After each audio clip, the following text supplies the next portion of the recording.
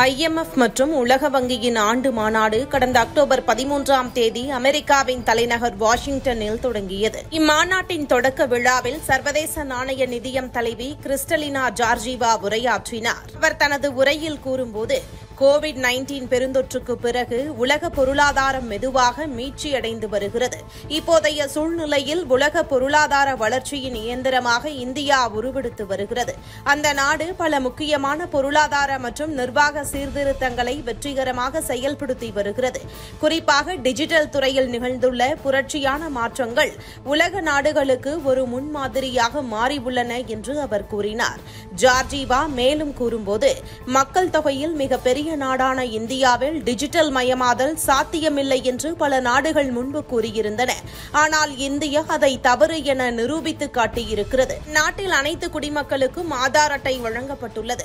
இதன் மூலம் அரசின் பல சேவைகள் நேரடியாக மக்களிடம் சென்றடைய முடிந்திருக்கிறது. அதேபோல GST வரிமுறையில் மிகப்பெரிய சீர்திருத்தம் மேற்கொள்ளப்பட்டுள்ளது. 12% மற்றும் 28% வரி வரம்புகள் நீக்கப்பட்டு வரி விகிதங்கள் கணிசமாக குறைக்கப்பட்டுள்ளன. இதனால் இந்திய பொருளாதாரம் வேகமாக வளர்ச்சியடைந்து வருகிறது என்று அவர் பாராட்டினார். அதே சமயம் சீனாவின் பொருளாதார வளர்ச்சியில் மந்தநிலை காணப்படுவதாகவும் அமெரிக்காவில் பணவீக்கம் தொடர்ந்து அதிகரித்து வருவதாகவும் அவர் குறிப்பிட்டார்.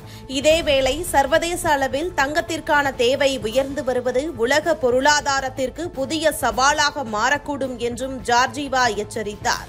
மொத்தத்தில் இந்த ஆண்டு மாநாட்டில் இந்தியாவின் பொருளாதார முன்னேற்றம் உலகளாவிய அளவில் பாராட்டுக்கு உரியதாகவும் அதன் டிஜிட்டல் மற்றும் வரி சீர்திருத்தங்கள் எதிர்கால வளர்ச்சிக்கான வழிகாட்டியாகவும் திகழ்கின்றன என்பதை கூறலாம். மேலும் பிரதமர் நரேந்திர மோடியின் தலைமையில் நாடு தற்போது வேகமாக வளர்ச்சி பாதையில் பயணிக்கிறது.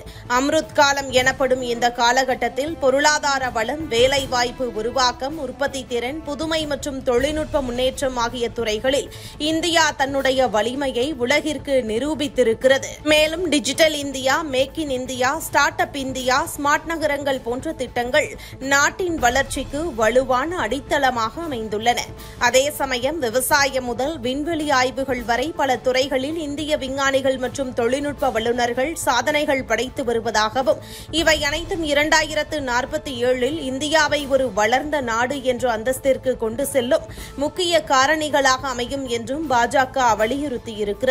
மோடி அரசின் கொள்கைகள், பொருளாதார சீர்திருத்தங்கள், வெளிநாட்டு முதலீடுகளின் பெருக்கம் மற்றும் உள்நாட்டு உற்பத்தி வளர்ச்சி ஆகியவை இந்தியாவை வறுமையிலிருந்து வளமையின் பாதைக்கு வழிநடத்துகின்றன எனவும் அனைத்து மாநிலங்களின் ஒத்துழைப்புடன் 2047ஆம் ஆண்டிற்குள் இந்தியா உலக அரங்கில் முன்னணி நாடாக விளங்கும் என பாஜக நம்பிக்கை தெரிவித்திருக்கிறது.